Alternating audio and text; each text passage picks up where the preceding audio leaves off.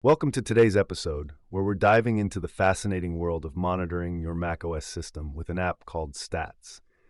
Whether you're a tech whiz or just someone who wants to keep tabs on your computer's performance, this app has a lot to offer. But first, let's set the stage. Picture this. You're working on an important project and suddenly your laptop starts to slow down. Ever had that sinking feeling? Well, Stats is designed to help you avoid those moments by giving you a real-time snapshot of how your Mac is doing. From CPU and GPU utilization to battery levels and fan control, Stats covers all the bases. So how do you get started with it? Well, it's super simple. Just download the stats.dmg file, move it to your Applications folder, and voila. For those of you who like using Terminal, you can also install it through Homebrew. It's all about making things easy for you. Now, here's the catch.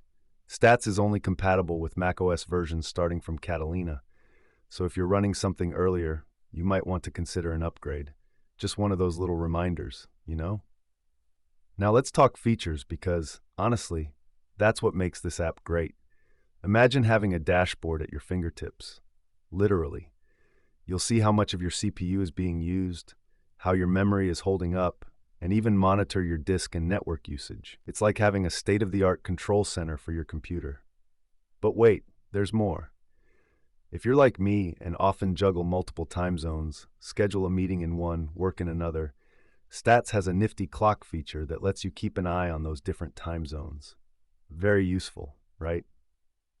Now I do have to mention the sensors feature. If you're using an M1 Mac, you might find that sensor data is a bit tricky. It's disabled by default because it can tax your CPU and energy. But you can enable it if you're feeling adventurous and want the extra info. Just make sure you know how to get back to more efficient settings if needed. And to those of you running Intel-based Macs, you're in for a treat because you can even monitor your CPU frequency. You'll just need Intel Power Gadget for that. But it opens a window into your Mac's performance that's really quite enlightening.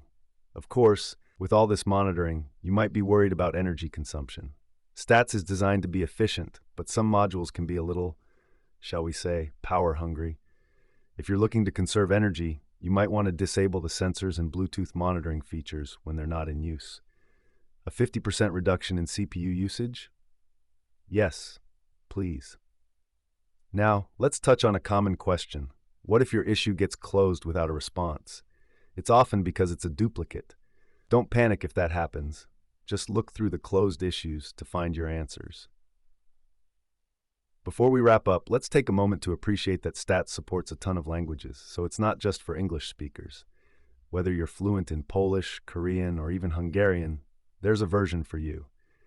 So as we close today's episode, let's reflect on how vital it is to monitor our technology effectively.